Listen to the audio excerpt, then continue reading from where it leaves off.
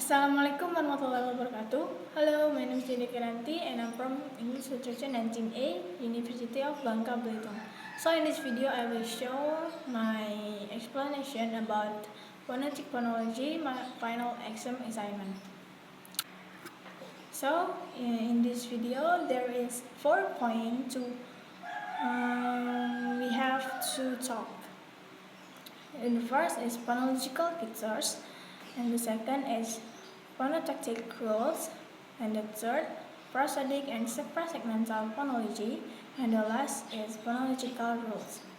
So the first I will explain about the phonological features. These have distinctive features. Some features is related with articulatory parameters, which are there are 3 parameters for consonant, namely voicing, place, manners. There are 3 or 4 parameters for vowels, namely height, vagueness, rounding. Even in English, only there is tense. There is voice. In the most important thing is when its syllable has voiced is on the right hand, voiceless is on the left. And there is place features. The most known place is voice are labial in lips, carnal in front of the palate, dorsal in behind of palate.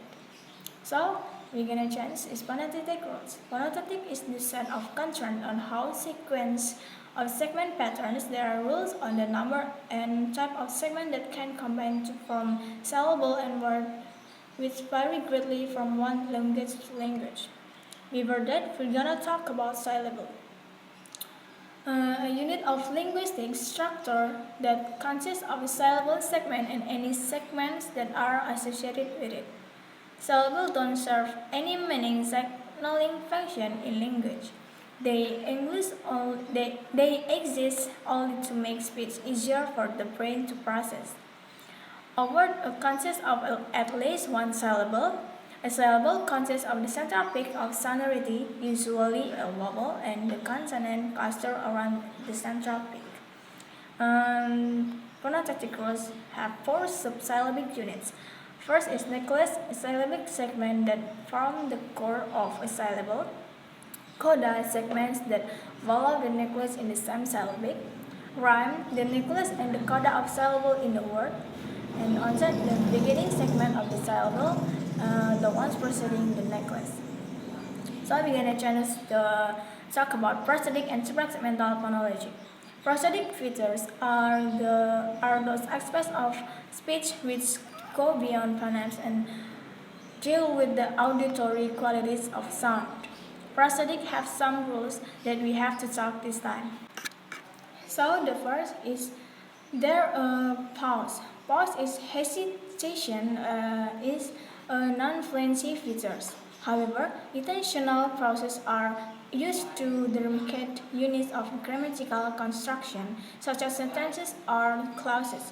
This can be indicated in reading by full stops, colons, semicolons, and commas. And the second is pitch. Different pitch levels or intonation can affect meaning. The most obvious example is the way in which speaker raises the pitch at the end of a question, and this is indicated by a question mark in writing. However, patterns of rise and fall can indicate such feelings as astonishment, boredom, or puzzlement, and this can be shown in the reading only of special transcription. And then there is stress. Stress or emphasis is easy to use and recognize in spoken language, but harder to describe. A stressed word or syllable is usually preceded by a very slight pause and is spoken at slightly increased follow. And then word and the sentence levels. Word level stress can differentiate between verbs. For example, the noun desert and the verb is desert, a distinction which cannot be shown in ordinary reading.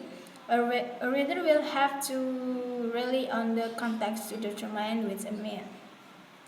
A certain level, which words it stretch can alter the meaning of the sentence. consider the sentence I like your shoes. There is a good deal of difference between I like your red shoes if I like your red shoes.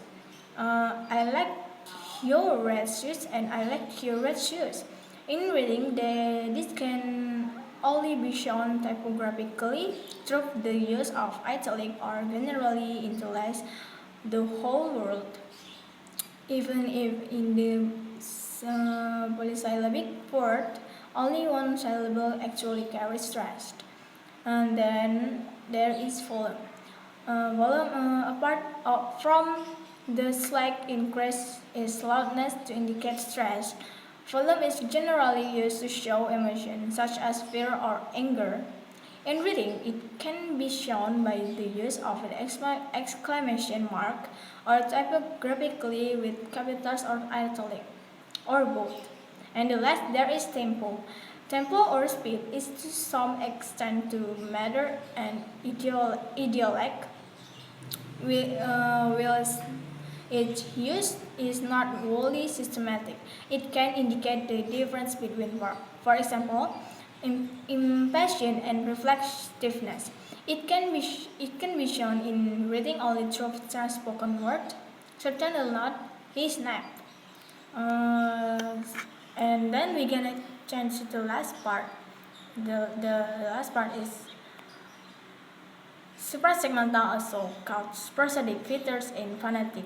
Speech features such as stress tone or word junctures that accompanies for added over consonant and vowels. These features are not limited to single sounds but often extend over syllabic, word, and phrases. And then we have phonological rules. In the lexicon of the language, each word is represented in its underlying or basic form, which discount all of the alternations in pronunciation that are predictable by phonological rules. A voiceless non-continuant has plus aspirated added to its feature matrix at the beginning of a syllable containing a stressed vowel with an occasional intervening consonant. Aspiration is not specified in any phonemic features matrix of English. The aspiration rule adds this feature for reasons having to do with the timing of the closer release rather than in an attempt to make segments more alike or not alike as with assimilation and dissimilation rules. We show what speaker know about the predictable aspect of speech through phonological rules. In English, these rules determine the environments in which vowels are nasalized or voically stopped aspirated. These rules apply to all the words in the language and even apply to made-up words such as sin, peak, or spark, which would be sin, peak, and spark phonemically and sin, peak, and spark phonetically. The more linguists examine the phonologies of the world language, the more they find the similar phonological rules involve the same classes of sounds, such as nasals or voiceless sound. Phonological rules may add or delete entire segments, so we have segment insertion and deletion rules. Phonological rules may also record sequences of phonemes, in which case they are called metasis rules. For some speakers of English, the word ask is pronounced asks, but the word asking is pronounced as asking. So I think that's enough about my explanation for this video, and thank you.